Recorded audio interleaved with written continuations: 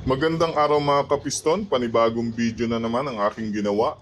Ngayong araw na to mga kapiston, pag-usapan natin kung ano ba ang trabaho ng water pump sa makina at saan ang location nito sa makina.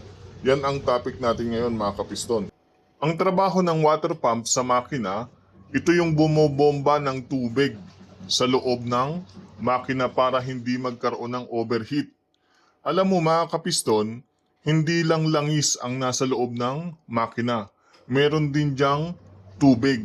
Pero may sariling daanan ang tubig para hindi magsama yung langis ang tubig. Yun yung tinatawag na water passage. Kaya kapag bumomba ang water pump, yung coolant pumupunta yan sa mga water passage para palamigin yung buong makina. Kaya ang water pump ay isa sa mga cooling system. Ang madalas na nagiging problema ng water pump ay leaking. Kasi ang water pump meron niyang o-ring sa loob. So kapag nasira na yun mga kapiston, doon na nagsisimula yung leaking ng coolant sa mismong water pump. Minsan umiingay din ang water pump kapag sira na yung bearing ng water pump. Minsan naman nasisira yung impeller mismo ng water pump. Kapag ganun mga kapiston, palitan mo na ng bagong water pump.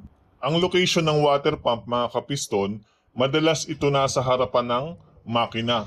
Pinapaikot ito ng belt mga kapiston. Ibig sabihin kapag nasira ang belt, hindi rin gagana ang water pump.